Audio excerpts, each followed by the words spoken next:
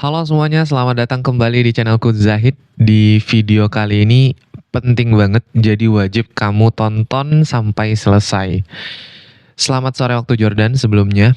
Di sini aku mau ngebahas tentang percintaan, guys. Aku mau bawa teman-teman semua yang nonton di video ini untuk lebih logik terhadap perasaan, terhadap cinta, terhadap fall in love dan lain-lain gitu.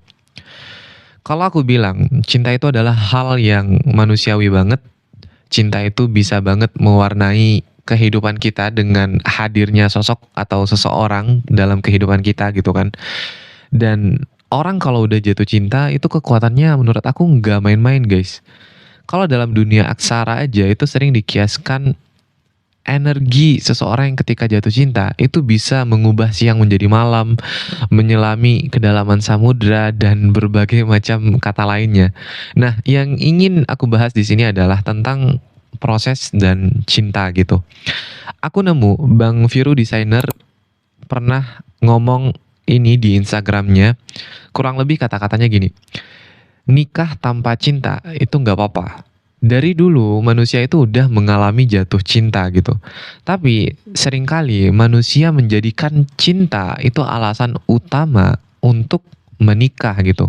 Nah, kata dia, ini tuh fenomena modern gitu. Zaman dulu orang nikah ya buat membangun aliansi politik dan membangun ekonomi gitu kan. Nggak masalah cintanya nggak ada. Yang penting yang lanjutin usaha keluarga itu ada gitu. Di India kuno, jatuh cinta sebelum nikah itu seringkali dianggap kekacauan sosial. Dan cinta dalam bahasa Cina itu dulu bukan cinta suami istri, lebih ke hubungan yang terlarang gitu. Ada juga ungkapan Jawa kurang lebih bunyinya gini. Witing Tresno, jajaran suku Kulino gitu. Cinta itu tumbuh karena terbiasa. Kenapa ada pepatah gitu, guys? Karena dulu banyak orang yang nikahnya itu dijodohin gitu. Bahkan orang tuaku sepertinya dijodohin juga gitu. Bang Viro juga bilang, dia percaya cinta di awal pernikahan itu nggak penting-penting banget gitu. Toh KKN sebulan aja orang bisa bucin kan. Masa nikah tinggal serumah bertahun-tahun, satu atap, apa-apa bareng-bareng gitu, masa nggak bisa jatuh cinta gitu kan. Nah, di sini aku menyadari bahwa kalau dalam perbandingan antara proses dan cinta, mana sih yang lebih utama gitu kan. Kalau aku bilang, proses adalah yang paling utama gitu. Aku juga meyakini bahwa manusia itu tuh gampang banget jatuh cinta, guys. Dikit-dikit kita tuh kalau udah nyaman sama orang, kita tuh bisa jatuh cinta gitu.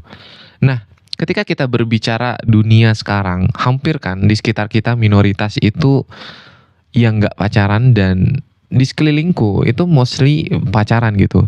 Sometimes muncul juga gitu perasaan FOMO-nya aku gitu. Kadang aku juga ngerasa udah capek-capek kerja gitu kan. Kok nggak ada yang nyemangatin aku sih gitu. Itu muncul aja gitu. Dan menurut aku itu perasaan yang alami ketika aku bekerja keras di negara orang. Dan kamu tahu nggak, guys, di umur berapa kamu baru tahu orang pacaran itu nggak selalu pengen nikah gitu. Dulu aku mikir satu-satunya alasan orang pacaran tuh ya kayak mengenal lebih dalam dan dia akan nikah sama seseorang. Tapi pas dia udah punya penghasilan dan aku kemudian di perkuliahan aku merhatiin kok ada ya orang udah punya pacar tapi masih bingung pas ditanya kapan nikah. Padahal keluarganya kalau kita lihat keluarganya berada, agamanya sama, gendernya beda. Kenapa bingung gitu? Dan ternyata alasannya tuh macam-macam gitu.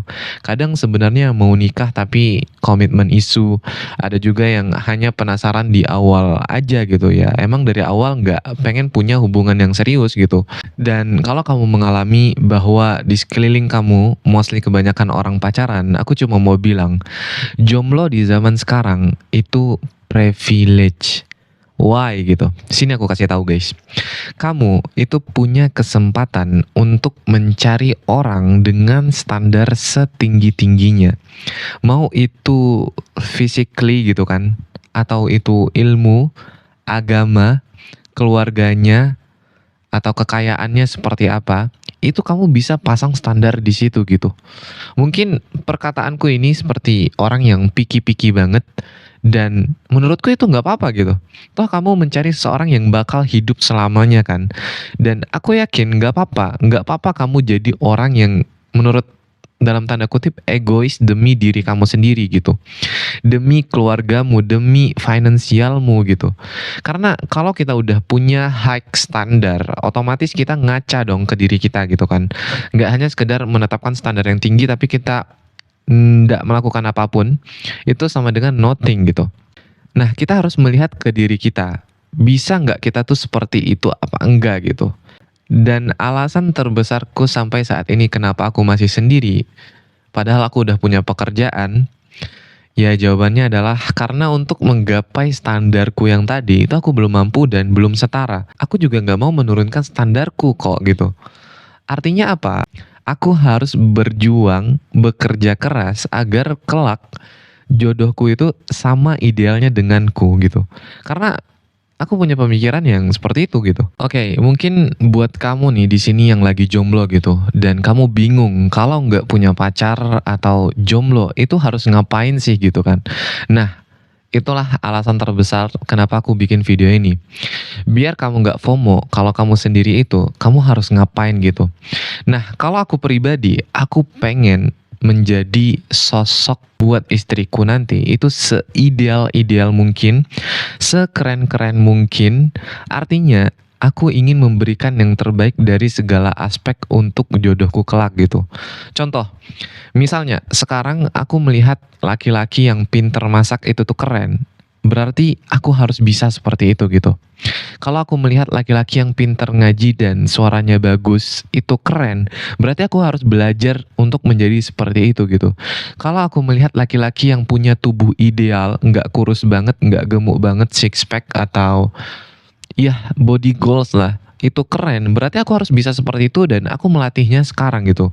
Kalau aku melihat laki-laki yang dia itu bisa polyglot atau banyak bahasa selain bahasa Inggris dan Indonesia, itu keren. Berarti aku harus mempelajari itu di saat-saat aku lagi masih sendiri ini gitu. Dan contoh lagi, kalau keren menurut aku itu adalah laki-laki yang produktif, yang bersih, yang wangi, yang finansialnya bagus gitu. Berarti sekarang aku harus bisa seperti itu gitu supaya aku bisa menjadi seorang yang keren. Dan sekarang aku lagi mencoba semuanya dan mencoba untuk melalui itu gitu. Jadi ketika kamu sendiri, ketika kamu jomblo, kamu nggak bingung lagi guys, kamu tuh mau ngapain gitu ketika sendiri. Ketika orang lain pada pacaran, aku tuh nggak bingung aku mau ngapain gitu karena I have goals gitu.